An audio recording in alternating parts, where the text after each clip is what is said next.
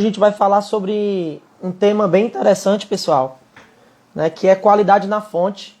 Né? A gente vai conversar um pouco sobre a importância desse conceito da qualidade na fonte para os processos, como isso tem potencial para elevar a produtividade dos processos e de que forma isso pode trazer ganhos financeiros para a empresa.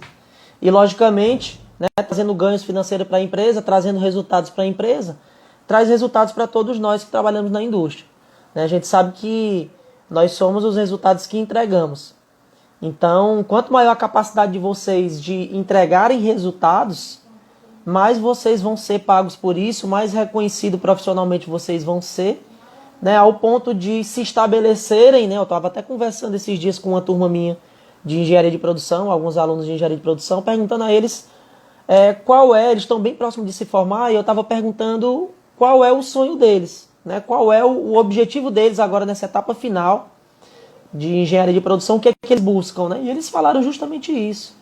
Alguns falaram se estabelecer na profissão, né? E aí não é só engenheiros não, pessoal, administradores, técnicos, entendeu? Todo mundo que trabalha com processo.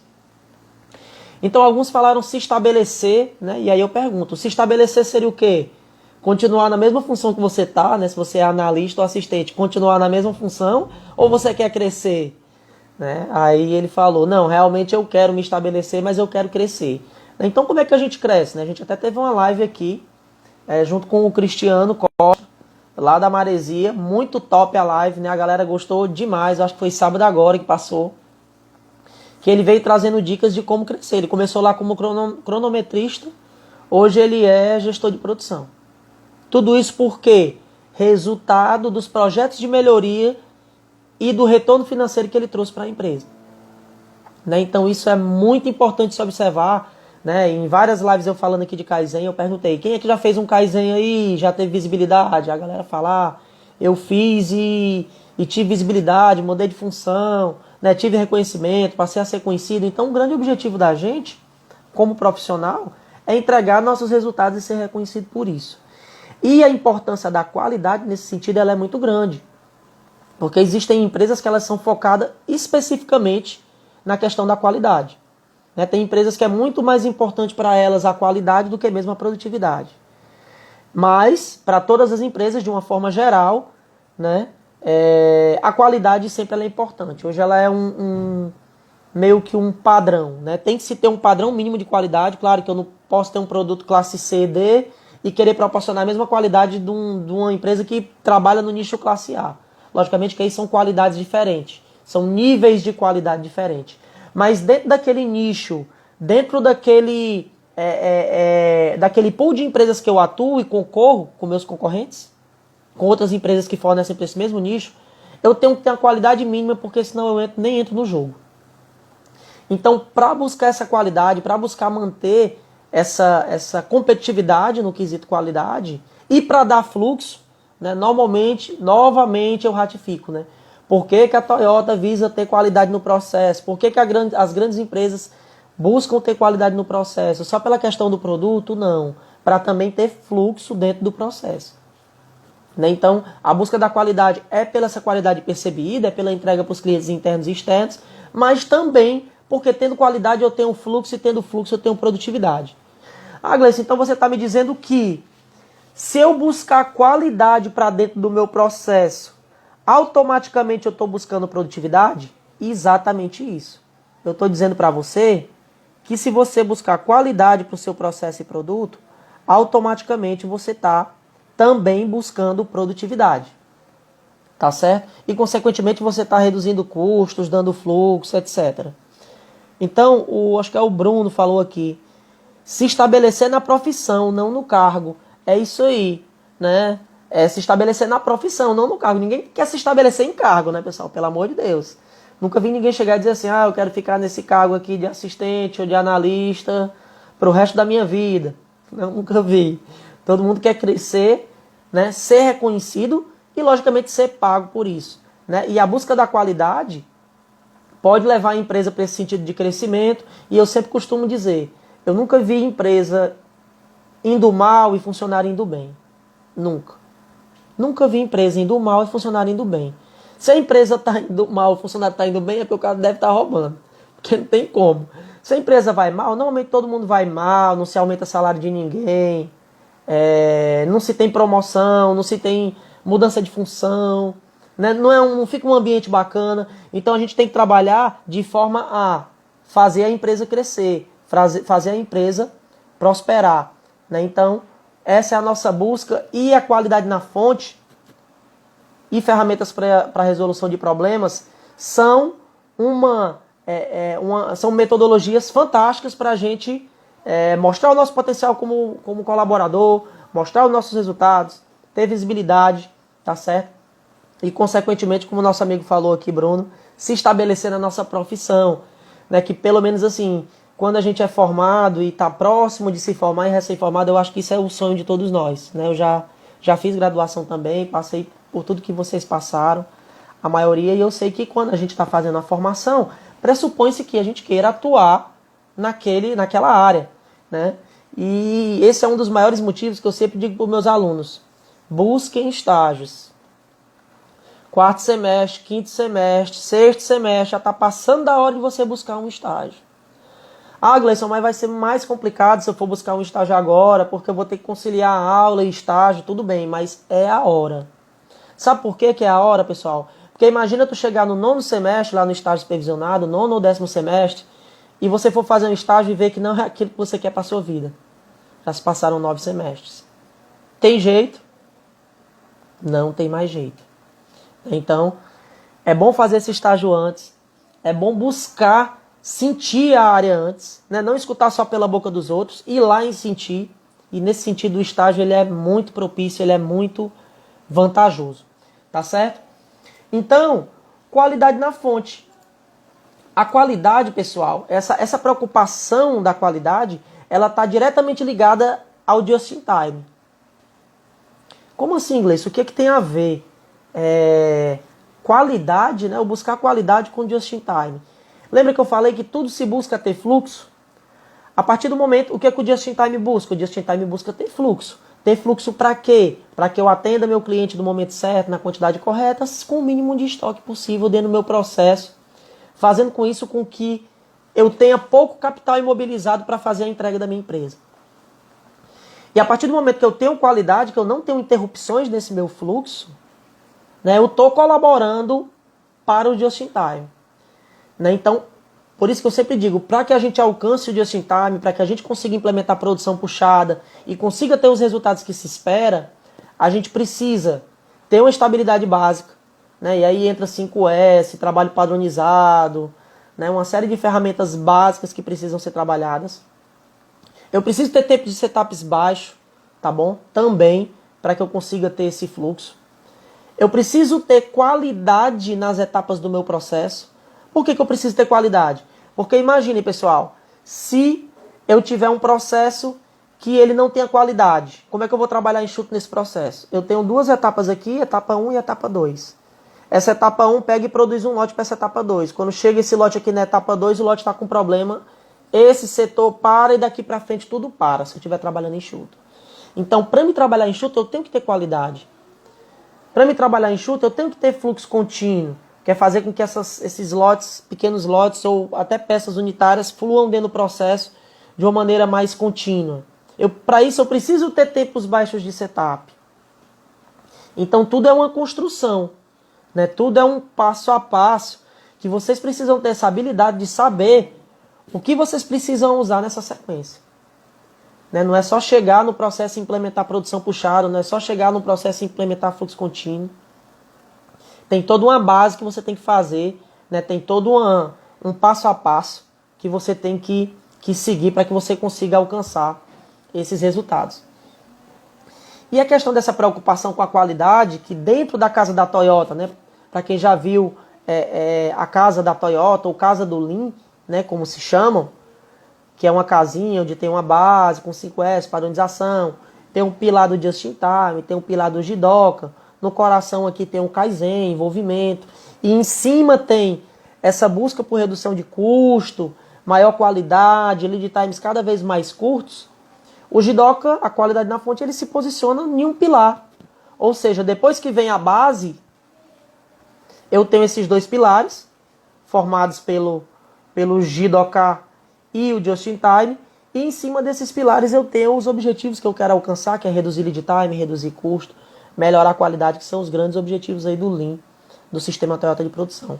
Então, dentro desse pilar do Jidoka, né, dentro desse pilar aqui mais voltado para a qualidade, né, olha como faz sentido, pessoal. Às vezes o pessoal pergunta assim, Gleison, cara, eu fico perdido, não sei qual ferramenta usar direito, eu não sei como é que eu vou fazer esses kaizens, eu não tenho a mínima ideia, Gleison, eu fico perdido, eu não tenho como fazer isso não. Uma grande dica, né, se você não sabe qual é a ordem que você vai seguir, pegue os 5 princípios do Lean, que é valor, fluxo contínuo, produção puxada e perfeição. Analise esses 5 princípios do Lean, saber o que é valor para o cliente, fluxo de valor, fluxo contínuo, produção puxada e perfeição. Esse vai ser o teu guia. Esses 5 princípios. Gleison, beleza, esses 5 princípios são meu guia, mas é muito pouco, eu quero saber o que eu vou aplicar e como eu vou aplicar. Beleza, eu vou te falar agora. Primeiro tu vai seguir os 5 princípios, saber o que é valor, fluxo contínuo, produção puxada e perfeição. E depois tu vai olhar para essa casa da Toyota, ou casa do Lean, né, como o pessoal chama, e tu vai ver quem é que está na base, quais são as metodologias e ferramentas que estão na base, quais estão nesse pilar do Jidoka, quais estão nesse pilar do Just in Time, e de acordo com os objetivos da empresa e o que ela busca, você vai analisar como o processo pode ajudar ela a alcançar aqueles objetivos. O grande problema é que a maioria dos especialistas eles fazem Kaizen sem olhar para isso. E muitas vezes você está melhorando no canto errado. Melhorando no canto errado, Gleison, como é que pode? Se melhorar, melhora, não é não? Sim. Mas existe uma melhoria que vai gerar um ganho de X e existe uma melhoria no local que vai gerar um ganho de 10X. Qual vocês acham que a empresa vai valorizar mais? Uma melhoria que está gerando um resultado de X ou uma melhoria que está resultando em um resultado de 10X e mais do que esse resultado financeiro de 10X está ajudando a empresa a chegar nos objetivos dela? Qual é que vocês acham que vocês vão ter mais visibilidade? Qual é que vocês acham que o empresário vai ficar mais feliz, mais alegre? Né? Qual é? Logicamente essa aqui eu estou entregando um resultado grande. Tá certo? Estou entregando um resultado de 10X. Então pode ser que você faça um Kaizen na empresa, que se você escolher o resultado errado, o cara vai dizer assim, beleza, legal. Mas não resolveu muita coisa não. Então tu tem que partir para aqueles pontos que são as maiores dores. E logicamente, pelo seu feeling, pela sua experiência, você tem que partir para aqueles pontos que você sabe que vai dar resultado e de preferência que dê grande resultado. Porque é o que eu sempre venho falando aqui. Pessoal, quando se pega uma produção ruim, que é a maioria, esmagadora, é muito fácil melhorar, pessoal. É muito fácil melhorar. Quando tu pega um processo enxuto, que tu entra, que tu vê que tem 5S, tem padronização, tu vê que tem fluxo, tu gela. Porque tu sabe que tu... Não é que tu não vai conseguir, sempre a gente consegue. Mas por que que gela? Porque tu sabe que tu vai ter mais trabalho para procurar. Tu vai ter que fazer um mapeamento de fluxo de valor, tu vai ter que fazer uma coleta maior de dados, analisar tempos. Se tu chega num processo que ele é muito desorganizado, tu bater o olho e tu vê onde é que tá o ganho. Não precisa florear o pavão não, pessoal. Tu chega, tu olha e tu vê. E esses processos que tu chega, olha e vê, a maioria e a minoria, é a maioria esmagadora. Mais de 80%, 90%. Então não precisa se preocupar, porque a oportunidade para fazer melhoria tem demais. Tu só precisa analisar os princípios, dar uma olhada para os objetivos da empresa, dar uma olhada para as metodologias que tu tem, né? Ver o que é que tu pode usar para aquele caso específico, e aí você também tem que saber dimensionar. Dimensionar de que forma, Gleison? Beleza, eu olhei lá para a casa da Toyota, eu vi que dá certo na empresa 5S, trabalho padronizado, TRF, eu vi que dá certo 5S, TRF, trabalho padronizado, qualidade na fonte, aí que entra Pokaioke, né? Várias ferramentas. Tu tem um tempo de 3 meses para fazer esse projeto, 2 meses para fazer esse projeto, 1 a 3 meses para fazer esse projeto. Vai dar tempo de você aplicar tudo isso, pessoal? Sejam sinceros aí, mesmo quem nunca fez Kaizen. Se eu quiser pegar dentro de 1 a 3 meses e aplicar 5S, trabalho padronizado, trabalho de TRF para reduzir setup, fluxo contínuo, eu vou conseguir fazer tudo isso dentro da empresa? Vocês acham? Diga aí, sim, não, talvez. O que vocês acham? Vai conseguir fazer tudo isso dentro desse curto intervalo de tempo? Não vai. Não vai, sem sombra de dúvida, não vai. Então o que você precisa fazer? Dentro daquele cenário que você está enxergando, daquelas possibilidades de ganho que você está vendo, tu vai usar aquilo que tu sabe que vai ter resultado e que tu sabe que vai dar para executar dentro daquele tempo que tu tem. Sugiro para vocês sempre, principalmente quando você está entrando dentro da empresa, não desenvolvam projetos grandes. Não desenvolvam projetos grandes. Primeiro, tu não tem muita moral ainda, tá certo? Sendo bem claro assim, sem fazer muitos rodeios. Tu não tem moral ainda, tentando como estagiário, assistente ou analista. A galera não bota muita fé em tu ainda, até tu entregar resultados. Então tu tem que buscar fazer coisas rápidas que promovam resultados. Depois que tu começar a fazer projetos pequenos que promovam resultados, aí tu pode começar a partir para projetos melhores. Então a galera já dizendo aqui, ó, não consegue fazer, né? Faz porra que faz, nesse monte de coisa em pouco tempo. Não faz mesmo, vocês estão certíssimos, tá certo? O Sérgio Matos perguntou aqui, quais são os caminhos para se tornar um consultor Lean? Bacana, Sérgio. Primeiro é interessante que se tenha um bom conhecimento teórico, tá certo? Inclusive esses dias eu gravei, ontem eu acho que eu gravei um Reels falando, né, uma brincadeira, é claro, mas que toda brincadeira tem um fundo de verdade. Tem gente que fala que sabe fazer Kaizen sem nunca ter feito um Kaizen ou sem nunca ter ido no Gemba, né? O Gemba é o local onde as coisas acontecem, é a área de produção ou a área de execução do serviço. Então tem gente que diz assim, não, eu não faço Kaizen não, eu não tenho acesso à produção, mas eu compenso tudo isso nos livros. O que vocês acham dessa afirmação aí, pessoal? Dá para compensar tudo nos livros? Vocês acham que dá para compensar? Nunca fiz Kaizen, nunca fui pro Gemba, nunca executei, mas eu compenso isso nos livros. Vocês acham que isso faz sentido? Não faz de jeito nenhum. Né? Porque nada substitui o Gemba, nada substitui o Kaizen, nada substitui você fazer. É a mesma coisa de você dizer o seguinte, ó, Gleison, peguei um livro aqui de como andar de bicicleta, ó. O livro top. Esse cara que escreveu esse livro é o cara que anda melhor de bicicleta no mundo. Aí eu, bacana, show de bola. E aí? E aí que eu li o livro todinho 5 vezes e eu sei andar de bicicleta. Vocês acham que o cara vai saber andar de bicicleta, pessoal? Só tendo lido o livro? Vocês acham que o cara vai saber andar de bicicleta só tendo lido o livro? O cara não montou na bike, não pedalou, não desenvolveu o equilíbrio, não levou algumas quedinhas ali, menores ou maiores, para poder aprender. Então esse cara, muito provavelmente, não vai ter aprendido a andar de bicicleta. Apenas ele vai ter lido um livro de como andar de bicicleta. O livro vai ajudar, Gleison? Demais. Demais. O livro vai ajudar muito. Muito. O que é que ajuda mais ainda, Gleison? Tu ter uma pessoa para te ajudar a andar de bicicleta. Quem é que aí de vocês, pessoal, quando estava aprendendo a andar de bicicleta, tinha a mãe, o pai, o tio, o primo, a madrasta, um padrasto, um irmão, segurando ali na sela, ali, na garupa, e lhe acompanhando ali nas suas primeiras voltinhas de bicicleta, soltava e segurava, depois soltava sem você perceber, lá na frente segurava de novo, você caía, ele lhe levantava, lhe ajudava, lhe dizia assim, não, cai, mas é isso mesmo, cai, só você fazer dessa forma e dessa que você não vai cair mais. Então isso aí o que é? Isso aí é a figura do mentor.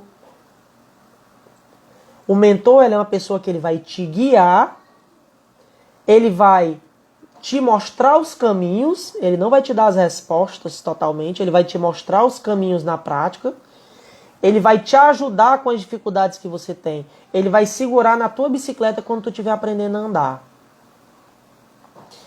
Então, para você virar um consultor, você precisa ter conhecimento, precisa ter sim um forte conhecimento teórico por meio de livros, você precisa ter Gemba, ter Kaizen, ter área de produção para você executar, e você precisa, para ter um desenvolvimento mais rápido, para você ter um desenvolvimento mais acelerado que todo mundo, você precisa ter um mentor. Você precisa ter aquela pessoa para segurar na tua cela para ir te guiando. E aí, logicamente, o mentor, ele não é uma bengala. que é a bengala? A bengala é aquele negócio que tu se acostuma para ficar se segurando pro resto da vida. O mentor, ele não deve ser visto dessa forma. O mentor, ele é para te ajudar ali dentro de um determinado tempo. E aí, com o passar do tempo, a tendência e o objetivo é que cada vez mais tu precise menos do mentor. Por quê? Tu vai fazer um Kaizen, 2, 3, 4, vai usar 1, 2, 3, 5, 10 metodologias em 10 processos diferentes. Vai ter ali já 2, 5, 10 anos de profissão. Então você não vai mais precisar de um mentor. Você pode até buscar um outro mentor, mais avançado ainda, né? Todo grande empresário tem mentores, pessoal. Tem grandes consultores, tem grandes mentores por trás, tá certo? Eles não fazem nada sozinhos. Mas não é uma bengala.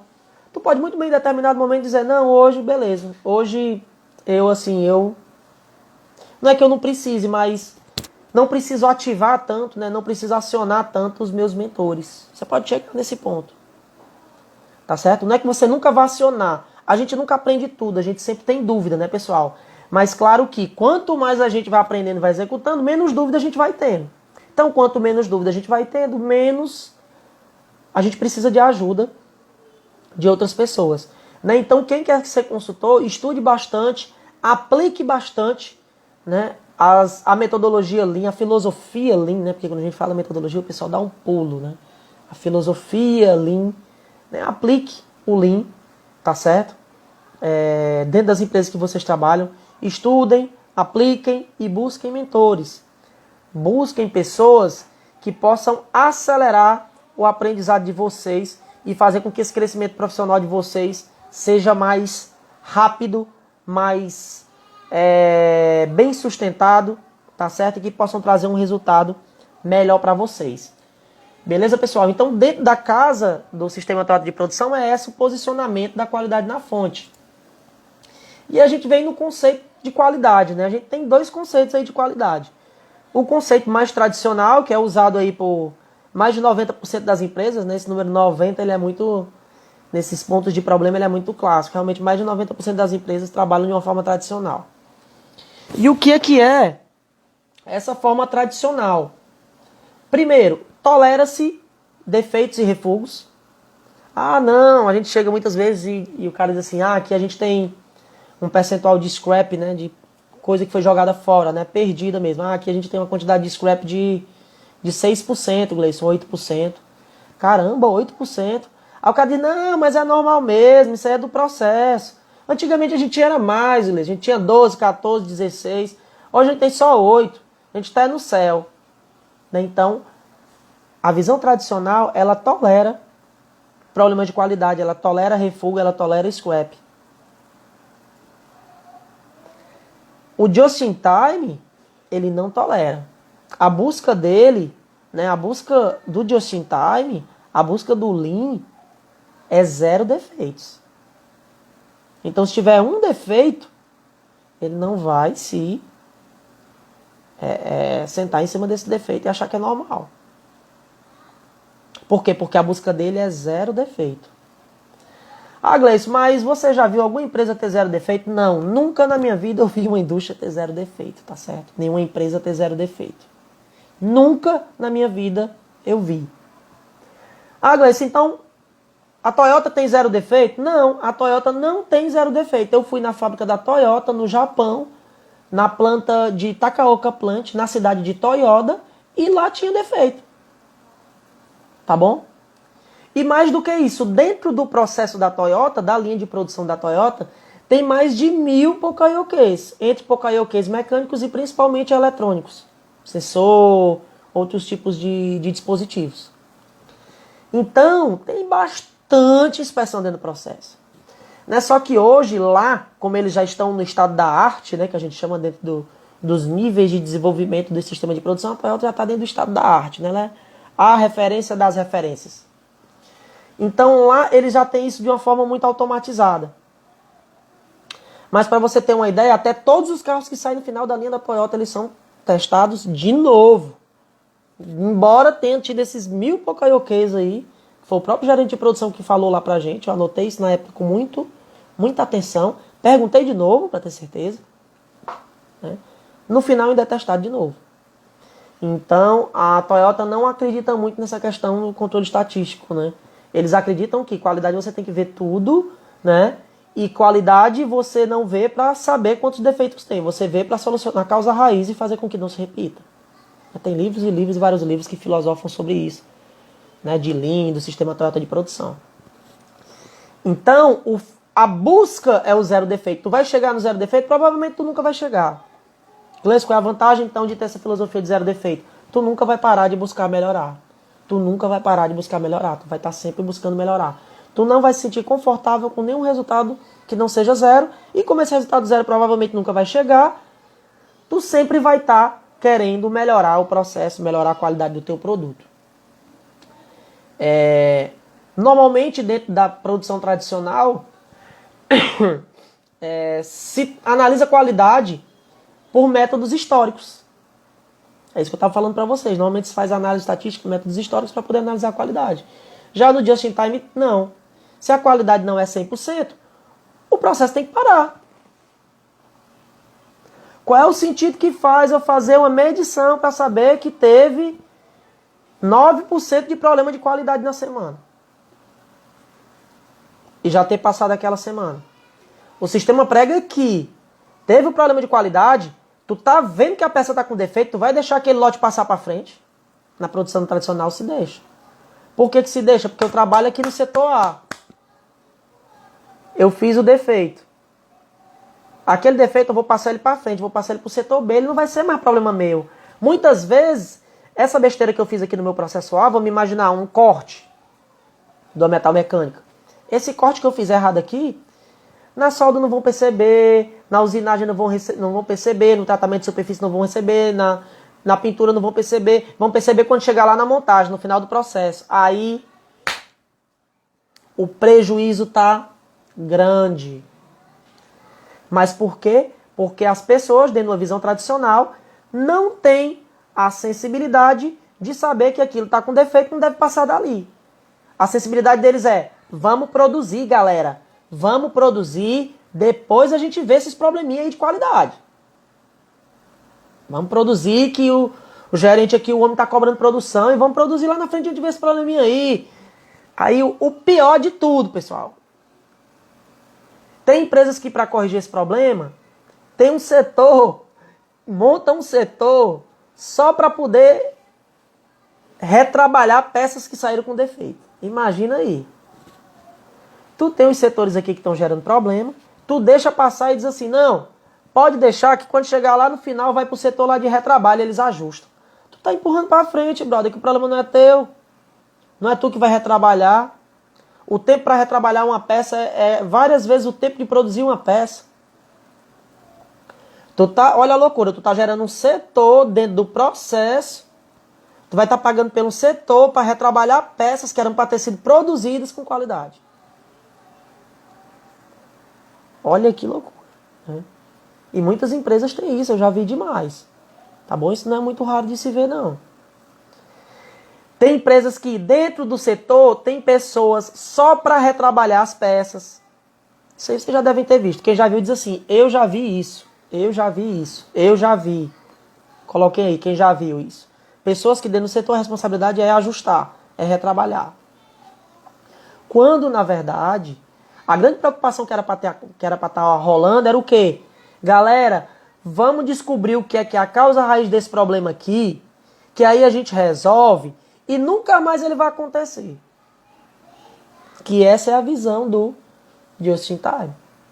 Eu produzir, buscar a causa raiz, buscar o motivo daquilo, a causa raiz daquilo, para que eu elimine aquela causa raiz, para que aquele problema nunca mais aconteça. E aí sim eu tenho uma solução para o meu problema. Não está criando setor, está deixando pessoas específicas dentro do processo só para poder retrabalhar produtos, né? Fazer de novo o que já deveria ter sido feito. Então, se atentem para isso. Na visão da qualidade tradicional, isso vocês vão se relacionar. Dentro da visão da qualidade tradicional, quem é que já viu aí produção e qualidade brigando direto dentro da fábrica? Os setores de produção e qualidade. Quem é que já viu aí? Produção e qualidade direto brigando. A qualidade puxando, querendo parar, e a produção querendo fazer e ajustar lá no final, e fica aquela briga entre produção e qualidade, discussão, em reuniões. Ah, por que que o resultado da empresa foi ruim? Ah, foi a qualidade que foi ruim. Ah, foi a produção que foi ruim. Quem é que já viu esse tipo de confronto aí, produção e qualidade? Esse é clássico, né? É igual o confronto de manutenção e produção, né? Vivem trocando faíscas, né? Quando na verdade deveriam trabalhar de mãos dadas.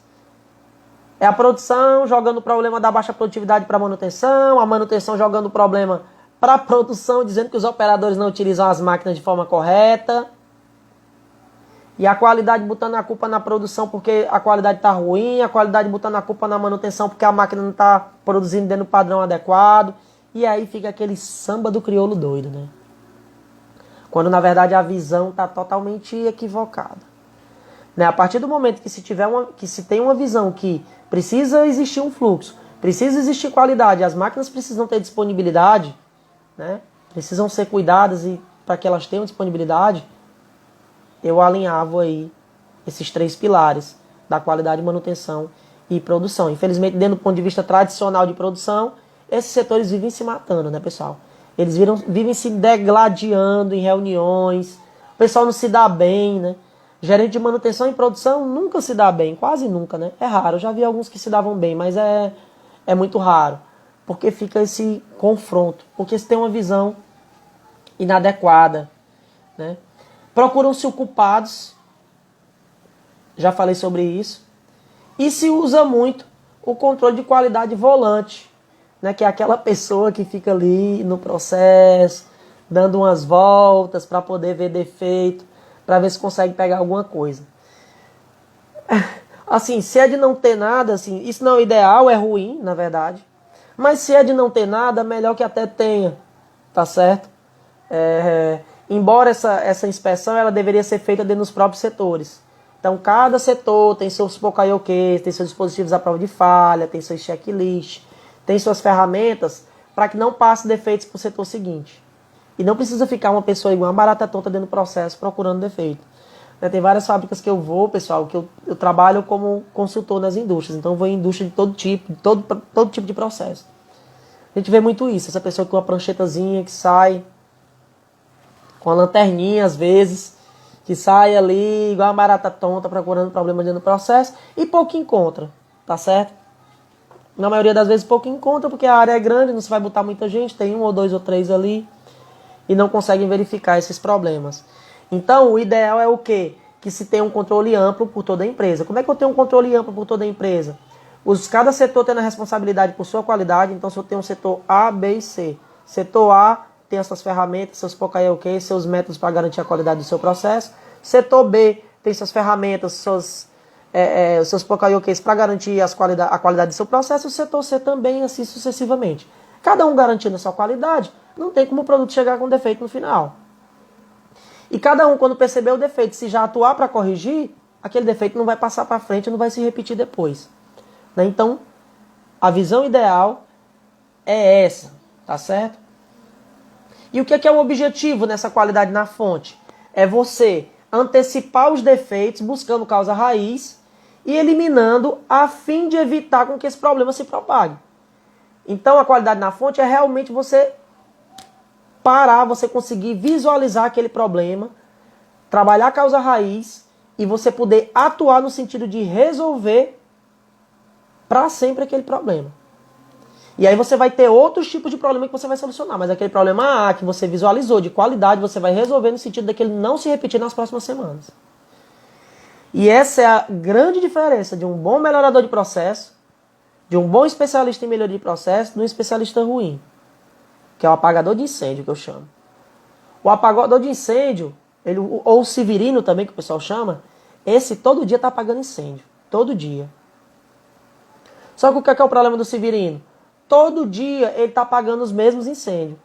Todos os dias ele está apagando os mesmos problemas. Qual é a diferença do bom melhorador de processo, do especialista em melhoria de processo? Esse cara aqui, todo dia ele está solucionando problema. Também. Porque em empresa, pessoal, fábrica, empresa de serviço, seja o que for, construtora, o que quer que seja, não se acaba problema nunca. Graças a Deus. Graças a Deus que não se acaba problema nunca. Por que, Gleison? Graças a Deus que não se acaba problema nunca. Porque sempre vai ter trabalho pra gente. Porque se a gente melhorasse e acabasse os problemas, não tinha mais trabalho pra gente. Como nunca se acaba problema, nunca vai acabar o nosso trabalho. Tá certo? Então o Severino, todo dia ele tá apagando os mesmos incêndios, todo dia ele tá resolvendo os mesmos problemas. O especialista em melhoria, o bom especialista em melhoria, todo dia ele tá resolvendo problemas, mas todo dia ele tá resolvendo problemas diferentes. Diferentes. Aquele problema que ele solucionou ontem ou semana passada, dependendo da complexidade, não vai se repetir na próxima semana, no próximo mês, não. Por quê? Porque ele vai ter resolvido a causa raiz. Ah, Gleice, o Severino aqui, o apagador de incêndio, ele vai ter feito o quê? Ele vai ter tomado uma medida paliativa. Uma medida momentânea que vai parecer ter solucionado aquele problema, mas na verdade aquele problema não foi solucionado porque vai se repetir ainda dentro do processo N vezes. Então queiram ser um bom especialista em melhoria. Não queiram ser um Severino, um apagador de incêndio.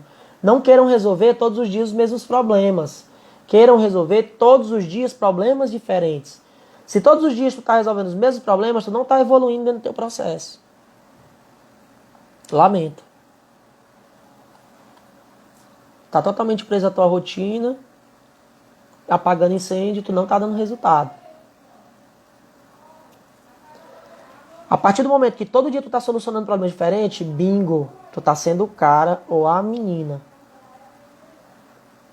Por quê? Porque todo dia tu tá resolvendo problemas diferentes. Todo dia tu tá ajudando a empresa a ter mais qualidade. Todo dia tu tá ajudando a empresa a ter mais fluxo. Todo dia tu tá ajudando a empresa a ter mais produtividade. Se tu resolve os mesmos problemas, tu não tá solucionando as causas raiz, tu não tá entregando resultado. Então vamos buscar ter resultado. Então o que é a grande visão do Lean nesse ponto de vista? Fazer certo da primeira vez. Nada como fazer certo da primeira vez, né? O que é que ajuda nisso? Dispositivos à prova de falha, trabalho padronizado ajuda, 5S ajuda, né? Tudo são metodologias que ajudam. Fluxo contínuo ajuda, porque te força a ter maior qualidade, porque senão o processo interrompe. Pequenos lotes ajudam. Nivelamento ajuda. Então são várias coisas, pessoal. São vários aspectos que a gente tem que pensar e trabalhar quando a gente for fazer isso aí. E aí, esse pilar do Jidoka, né, que é um pilar que está dentro da casa do sistema total de produção, ele foi o início do desenvolvimento dele, né, que é conhecido também como autonomação, né, talvez vocês não conheçam o Jidoka ou o Jidoka, esse nome, mas conheçam a autonomação. A autonomação ela é uma espécie de automação com toque humano. Né? Eu costumo dizer automação com mente humana. Por quê? Porque você vai ter uma máquina automática ou automatizada, mas você vai dar uma liberdade ao operador de fazer uma intervenção, de parar essa máquina, de fazer um ajuste, caso aqueles produtos que estão sendo produzidos naquela máquina não estejam conformes. Até mesmo chegando um ponto de você ter que parar aquela máquina para poder fazer o ajuste. Vamos ver se isso faz sentido. Vamos imaginar que a gente está num torno CNC, pessoal. O torno é uma peça que ele faz usinagem. Ele retira cavaco, né? Vamos imaginar que a gente tem um eixo aqui e esse torno, por meio de uma ferramenta, ele vai girando, essa ferramenta vai, ou a peça vai girando, né? Vai depender aí, e vai retirar material dessa peça. Então, se um operador faz uma medição e vê que aquela peça não está dentro dos limites dimensionais, é muito melhor ele parar e ajustar o torno do que fazer mais 10, 20, 100 peças fora da tolerância. Porque quando chegar lá na frente, essas peças vão ter que ser retrabalhadas ou vão ser perdidas. Então é esse o toque da autonomação. Né? Além do toque humano, a mente humana para perceber o erro, para perceber a falha e agir naquela falha no sentido de achar a causa raiz e corrigir aquele problema já, se possível, imediatamente. Mas normalmente não é possível imediatamente. Se for um problema mais complexo, você faz dentro do dia. Se for mais complexo, você faz dentro de uma semana. Se for muito complexo que necessite investimento e mudança, você vai fazer num mês ou mais. Mas você precisa descobrir aquelas causas raízes e atuar o quanto antes em cima delas. Então, essa questão da automação surgiu com um dos fundadores da Toyota, é o Shigeko Toyoda, né, que foi um dos caras que começou a pensar o sistema atual de produção, e ele começou a fazer isso em teares. Então como é que ele pensou nisso? Ele pensou, cada operador fica pastorando um TA desse aqui. Fica lá do lado do TA, olhando pro TA, esperando o TA parar ou quebrar alguma coisa para ele poder agir. Então o que ele pensou? Não, eu vou deixar um operador para vários TAs e eu vou fazer um dispositivo aqui nesse TA que quando quebrar um fio a máquina vai parar. E aí quando a máquina parar vai ter alguma sinalização que aí depois o operador vai lá fazer o ajuste. E não vai deixar que aquela malha, né, ou aquele tecido continue sendo produzido com problema, já que quebrou um fio ou dois. Então foi aí que surgiu essa questão do Jidoka, né, do Jidoka. E aí depois dele ter bolado isso, né, Taishi Ono foi evoluindo isso aí de diversas formas, né, junto também com o Shingo Shingo, né, então essa galera foi desenvolvendo isso aí e fazendo melhoramentos. Né, então vamos ver se isso já aconteceu com algum de vocês, pessoal, esse exemplo que eu vou dar aqui. Alguma vez vocês já foram de casa para o trabalho, dirigindo, caminhando, de bicicleta, de carro, de que quer que seja, e não lembra de nada que aconteceu no caminho? Já aconteceu com vocês? Vocês saindo daqui de casa, vão para o trabalho, sei lá, 5, 10, 15, 20 quilômetros, mas tu não lembra de nada que aconteceu no caminho, tu não lembra do que tu viu, do que tu passou, tu não lembra de nada. Né? Dirigir do trabalho até sua casa, quando você deveria ter parado em uma loja no meio do caminho. Ou seja, você está indo agora do trabalho para casa, só que no caminho a sua esposa pediu para você comprar alguma coisa no supermercado. Só que você pegou e esqueceu e foi para casa direto. Por que isso acontece, pessoal? Porque muitas coisas da nossa vida, na verdade a maioria das coisas que a gente faz na nossa vida, isso é estudo científico, a gente faz completamente no automático. A gente faz isso de forma automática. A gente não sabe mais por que a gente está fazendo. Então a gente já fez tanto aquele percurso, já fez tanto aquele trajeto que está no automático. A gente não lembra mais do que acontece no caminho. Se a gente tiver que fazer uma coisa diferente no meio desse caminho, a gente não vai lembrar. Porque aquilo já está no automático. Tá certo? Então, isso também acontece com os operadores no trabalho. Ou seja, os operadores terminam a montagem e não se lembram nem o que fizeram, pessoal. Você acha mesmo que se você for pegar um lote de peça com defeito lá na frente, que já faz uma semana que passou pelo processo que gerou o defeito, tu vai chegar lá no operador, vai perguntar a ele por que aconteceu aquele defeito, e ele vai saber, pessoal? Tu acha que ele vai lembrar pelo menos desse lote, já tendo passado aí dezenas de lotes depois que ele fez esse? Mas não vai mesmo, pessoal. Não vai de jeito nenhum. Não lembra mais. Tá certo? Por quê? Porque as rotinas são feitas de forma automática, e não se vai gravando isso. Né? Como já é um processo mecanizado, é um processo repetitivo, isso fica de forma automática. E aí você não consegue mais diagnosticar esses problemas. Tá certo? O Ítalo perguntou aqui, o que é um processo eficiente e um processo eficaz? Né?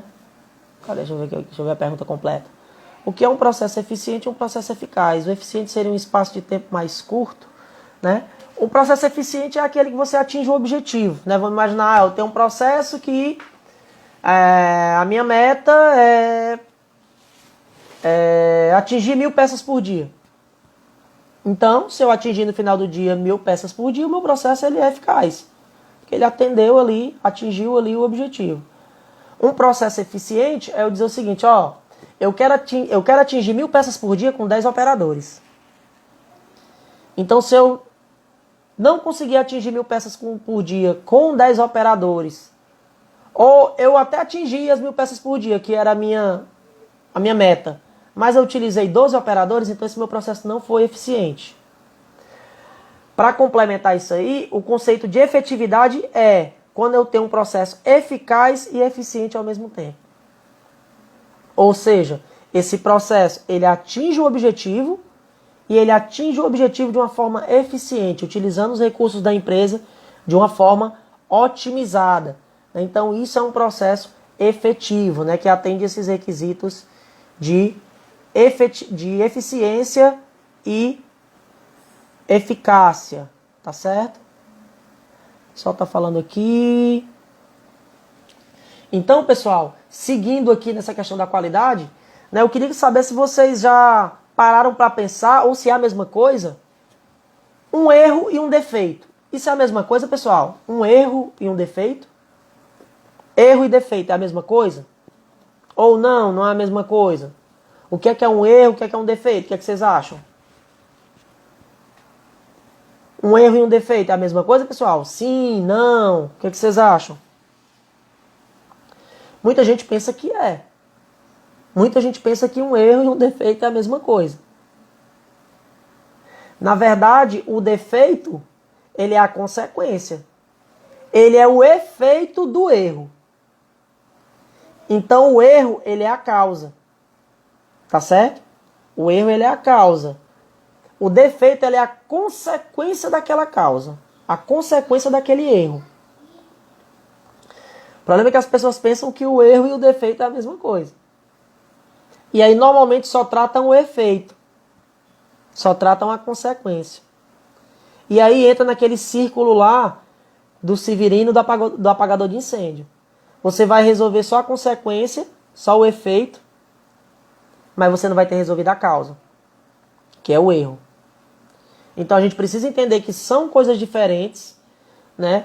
E que os erros são a fonte dos defeitos. Então o que é que a gente precisa fazer como um especialista de processo? A gente precisa eliminar os erros.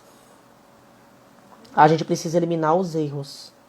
Né? E a doutora Claire, né, tá aqui presente na live, eu não sei se ela ainda tá, mas eu acho que sim. A doutora Claire, ela trabalha na área de saúde, né? Se não me falha a memória, ela trabalha no IJF, a coordenadora lá do IJF, né, do setor de emergência de lá. E a área de saúde, pessoal, hoje ela é uma área gigante para nós trabalharmos. Para quem trabalha com melhoria de processo, a área de saúde hoje é uma área gigante aí para se trabalhar. E olha como isso é crítico dentro da área de saúde, pessoal. Vamos lá imaginar. O que é que pode causar um erro num processo da área de saúde? O que é que ele pode causar de consequência para o paciente, pessoal? Me digam aí. O que é que um erro pode causar de consequência ou efeito para um paciente? Olha a gravidade aí, dentro de certos processos que isso pode ocorrer. O que é que um erro médico aqui, um erro da equipe, devido a uma falta de padronização, devido a algum problema, pode causar a um paciente como consequência? Pessoal, pode causar sequelas, pode causar, às vezes, porque que normalmente o hospital ele é um ambiente altamente agressivo e a gente comenta que uma pessoa entra com um problema e fica com 5. Porque tu tá dentro de um ambiente cheio de coisa ruim. Bactérias, vírus, sujeito a infecções, né, ter contato com pacientes que estão com outras doenças contagiosas. Então, tu entra com a doença e corre o risco de contrair várias lá. Embora, logicamente, que todas as medidas sejam feitas dentro do hospital e tudo, mas você corre esse risco. Exemplo prático, eu tenho um amigo que ele teve um problema no joelho, ele foi para o hospital para fazer uma cirurgia, quando estava internado pegou o Covid. Quase morre. Mas ele não foi lá para o hospital para ver o problema lá do joelho. Sim, mas quando chegou lá, ele teve, não sei como, teve contato com algumas pessoas que estavam com Covid e o cara pegou o Covid. Então o cara entra com uma coisa e corre o risco de ter mais. Então, um erro dentro desse ambiente, como acho que é o Bruno falou aí, pode causar até a morte. Né? E o Lean, aplicado dentro da área de saúde, ele é lindo, ele é maravilhoso. Por quê? Porque existe uma coisa, pessoal, tem até um termo técnico, que eu não sei se a doutora Clara ainda está aí, mas se ela tiver, eu pediria até ajuda para ela digitar, que é acho que é o tempo, tem um nome que ele chama, mas é como se a gente chamasse de tempo médio de atendimento, ou seja, tempo médio de alta, né? Um indicador muito importante para eles. Por que o tempo de alta é um indicador importante?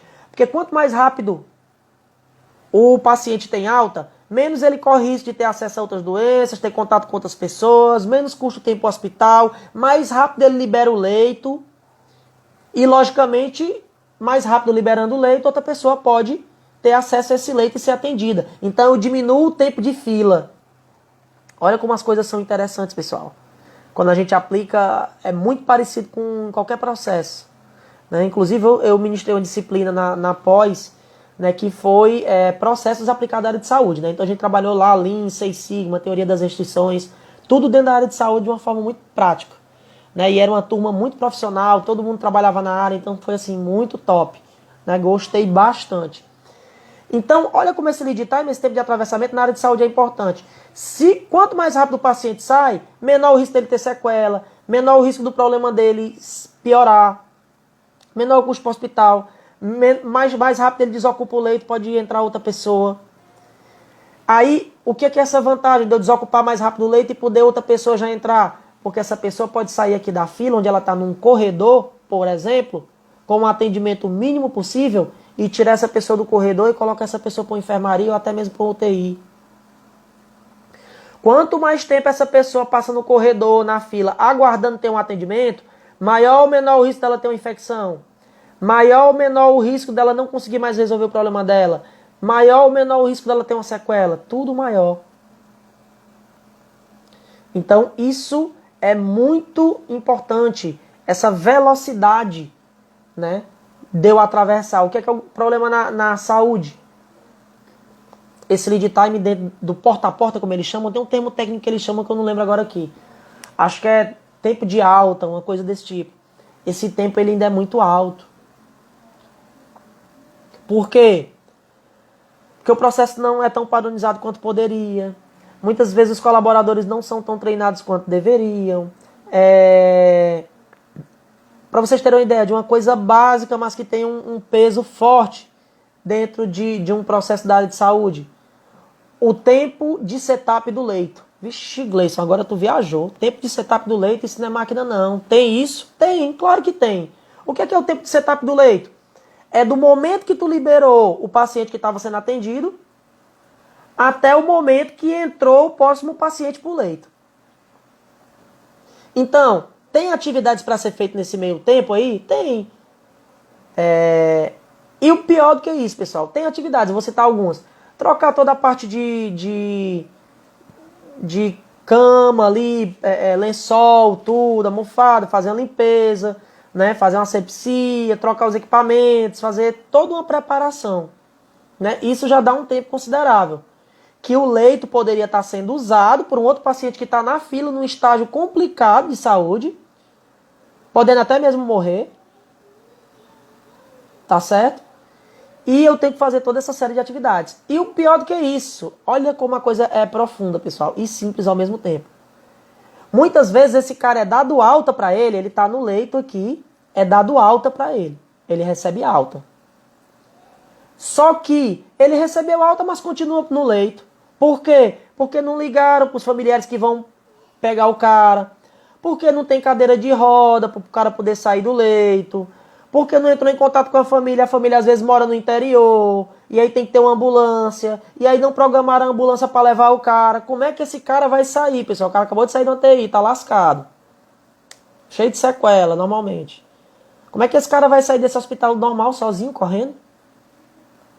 Então o que é que acontece? Muitas vezes não se tira esse cara de lá, ou tira para uma enfermaria, continua, não ocupa mais a UTI, mas fica ocupando a enfermaria. Quando, na verdade, toda essa preparação para liberar o leito, que é o que a gente chama de setup externo. O que é setup externo, Gleison? É fazer todas as atividades que podem ser feitas quando o cara ainda estiver no leito. Então o cara está no leito, está tendo um estágio de evolução, o médico está vendo que vai ter alta em breve, já começa a preparar a documentação para liberar o cara do hospital, já entra em contato com a família para ver quem vai pegar. Se for de interior e não tiver transporte, já começa a fazer a programação da ambulância que vai levar o cara, que muitas vezes é uma ambulância do interior, e só tem uma, e tem que ligar lá para o interior, falar com o assistente social. Então tudo isso tem que ser visto com antecedência, para que quando o cara seja liberado, isso já esteja tudo pronto e o cara saia da UTI, libere o leito, ou enfermaria, ou o que quer que seja. E lençóis já estejam prontos, todo o material já esteja pronto, para os profissionais entrarem nessa UTI ou já entrarem nessa enfermaria e rapidamente preparar para o próximo paciente entrar. Tá certo? Então, tudo isso precisa ser visto antes. O que é o problema? Que não é visto.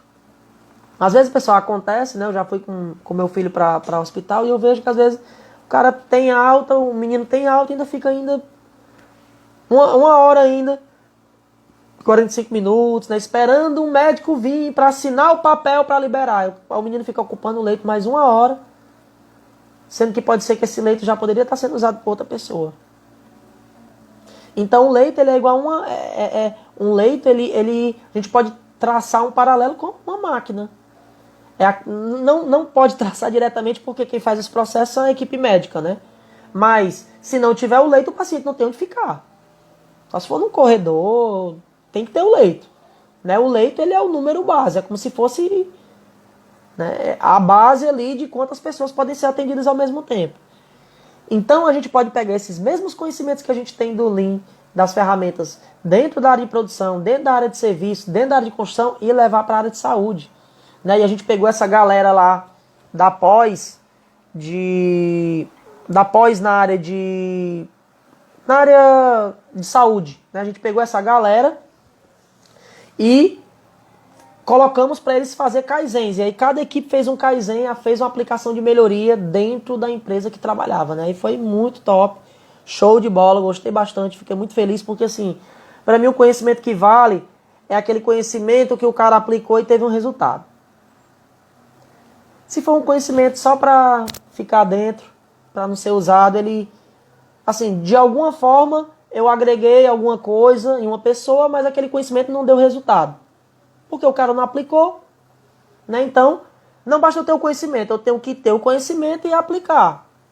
E ter a disciplina depois para manter. Porque se tu só tem um conhecimento e aplica, mas depois tu desanda, aí a coisa volta a ser como era antes.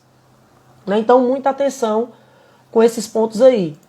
E aí vem uma pergunta interessante, né? O pessoal fala assim, Gleice, mas qualidade nunca é 100% não. 99% de qualidade não é bom não, Gleice? Me digam aí vocês, pessoal.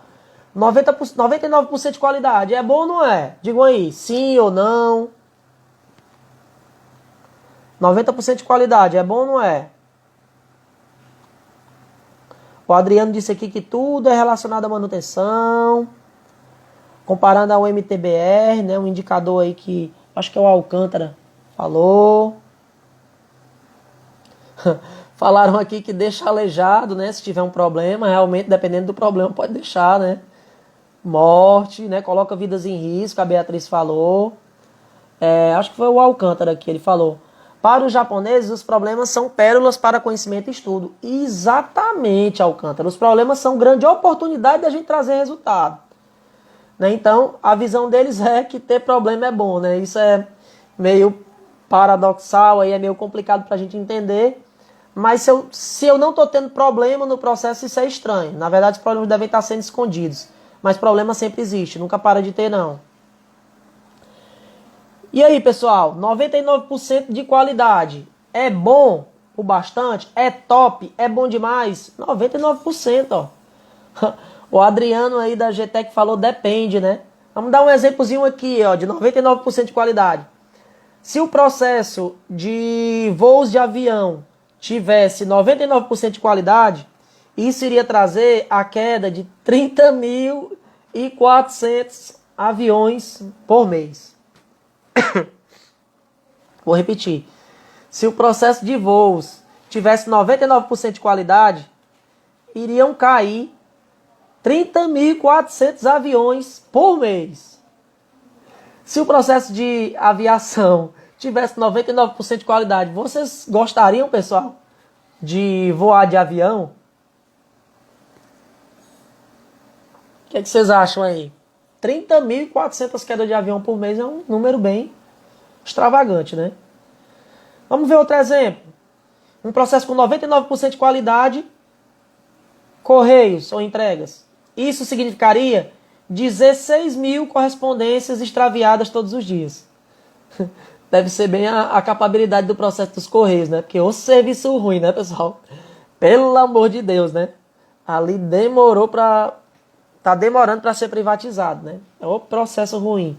Seria 16.000 correspondências extraviadas todos os dias. Vocês gostariam de ter correspondências extraviadas? Né? O Alcântara falou aqui que ia cair mais avião do que pega voo. É porque o volume de voos é muito grande, né, Alcântara? Outro exemplo. 99% de qualidade. Vamos voltar para a área de saúde de novo. 99% de qualidade iria resultar em 12 mortes de recém-nascido por erro médico todo dia. 12 mortes de recém-nascido por erro médico todo dia. No segmento de ligações telefônicas, 99% de qualidade iria estar dizendo que eu ia ter 1.314 chamadas telefônicas erradas por minuto. Então imaginem, né? A gente ter esse monte de chamada errada por minuto, né? Então nem sempre 99% vai ser tão bom, né? Logicamente que para alguns processos ele vai ser bom sim, tá certo, pessoal? A gente faz essas brincadeiras só para poder ter essa sensibilidade que nem sempre o 99% ele é tudo, né? Ele é o ideal, né? Vai depender muito do processo. Processos que tratam com vidas, 99% tá causando muita morte, tá certo? Então o que a gente tem que fazer para poder melhorar a qualidade, né? E poder ter mais produtividade, ter um fluxo mais contínuo, entregar mais resultados para a nossa empresa, ter um melhor lucro, né? A gente deve encontrar as causas, raízes e resolver o problema pela raiz, tá certo? Matar o problema pela raiz, como a gente fala, né? Buscar o erro e não a consequência desse erro, tá certo? O erro ele é a causa raiz, a consequência é o efeito que ele está gerando, né? Então tem que se buscar a causa raiz, tem que se buscar o erro o mais rápido possível. Quanto mais rápido você buscar diagnosticar, mais rápido você consegue agir, menor o prejuízo que você tem, tá certo? Então esse é o grande segredo para se buscar ter produtividade, ter melhor lucro, né? E uma série de coisas. Vou ler aqui alguns comentários. O Adriano falou aqui, não, mas temos... Dos Correios, né, Adriano, tá falando. Mas problemas de qualidade não necessariamente reflete no extraviamento ou queda de avião. Pode ser um atraso ou algo do tipo. Mas olhando, show de bola, perfeito seu raciocínio. Eu acho que é Bruno. Me diz se o teu nome é Bruno mesmo ou não, porque tá cheio de iniciais. Você tem razão. A qualidade ela tem várias dimensões, né, pessoal? Muitas vezes a gente enxerga a qualidade só como o produto está conforme ou não dentro dos requisitos físicos. Mas a qualidade pode ser o meu serviço de entrega, a qualidade pode ser o tempo que eu entreguei, a qualidade pode ser... Eu tenho várias dimensões da qualidade. Pode ser meu nível de serviço, né? Pode ser... Posso ter várias dimensões na qualidade. Realmente a dimensão de forma e conformidade ela é a mais falada. Mas eu posso ter diversos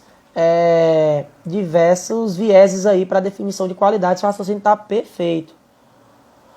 O Alcântara falou aqui, qualidade FD vezes FP. Me diz aí o que é esse FD, FP, Alcântara. Se um dia produtos for ruim, o resultado é ruim. Exatamente. Então, nunca tu vai ter um dia que foi ruim de qualidade para ser ruim de produção.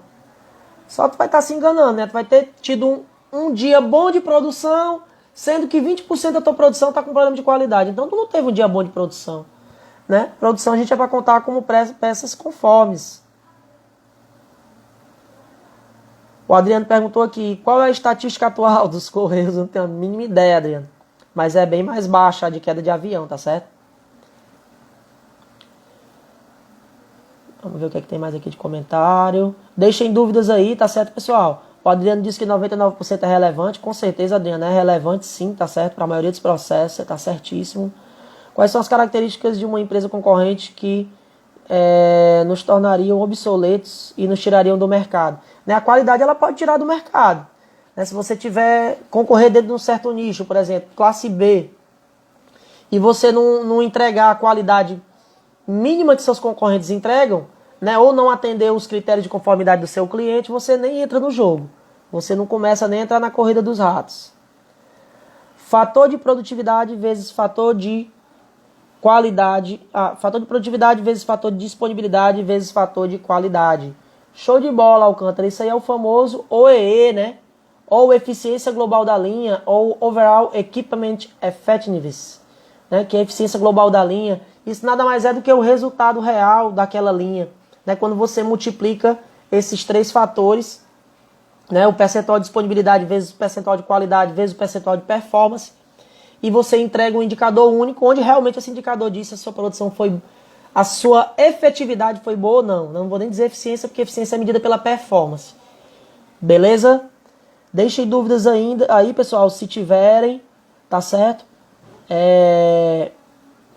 O OEE, ele é um indicador que ele reflete muito bem. Eu concordo muito com essa questão de que para tu ter um bom processo, tu tem que ter uma boa disponibilidade, uma boa qualidade, uma boa performance. Não tem como tu ter uma boa performance com uma qualidade, com baixa disponibilidade. Então as coisas, elas se trocam muito aí, então sempre tem que buscar isso. Ah, o Alcântara aqui é o Everton, né? Ah, o Everton, que foi meu aluno lá na Fatene. Show de bola, Everton. O Everton é engenheiro, né, pessoal? Tá aí trabalhando fora, trabalhava numa empresa aqui no estado do Ceará, e devido aos resultados que ele teve lá dentro da empresa, ele teve uma proposta aí numa empresa fora. E aí ele chegou pra mim e disse: e aí, Gleice, eu tive essa proposta aqui e tal, vou-me embora. Eu vá-se embora, homem. Você tá pagando mais, você vai estar tendo reconhecimento profissional, vá-se embora e não olhe nem pra trás. Né? E ele tá lá ainda, acredito que ele tá muito bem. Por isso que ele falou aqui do OEE. O que é que acontece, pessoal? Tudo depende muito da característica do processo. Processos como o processo que o Everton trabalha, qual é o processo que ele trabalha? Se eu não me engano, é a indústria cimenteira, né, Everton? Me lembra aí se é cimenteira, né? Aqui tu trabalhava na Poti, né? Ou era a Podi, e aí tu foi para uma empresa maior aí fora. Né? Então, em processos que tu tem um fluxo contínuo, onde esses produtos fluem por tubulações ou em esteiras, máquina a máquina em sequência, e depende muito de máquina, não tem o que florear, pessoal. Para tu ter produtividade, tu tem que ter disponibilidade de máquina, ou seja, tu tem que fazer com que essa máquina esteja disponível para produzir o máximo de tempo possível. Essa é a primeira coisa. Se a máquina estiver parada, ela produz? Não produz. Então, beleza, eu tenho disponibilidade, tenho bastante disponibilidade. Segundo, o que tu precisa ter é que dentro dessa disponibilidade que a máquina tem, tu consiga performar bem. O que é performar bem? Se tu tem uma máquina que ela tem uma capacidade ali de 1.000 toneladas hora, tu tem que chegar o mais próximo possível dessas 1.000 toneladas hora. Então, primeiro, a máquina tem que ter disponibilidade. Segundo, ela tem que conseguir performar bem. Então, tem que ficar o mais próximo possível dessa capacidade. A gente sabe que nem sempre é possível ficar direto capacidade cheia. E o terceiro é tu ter qualidade, porque não adianta a máquina estar disponível, não adianta tu ter performado bem e no final ter 5 toneladas com problema.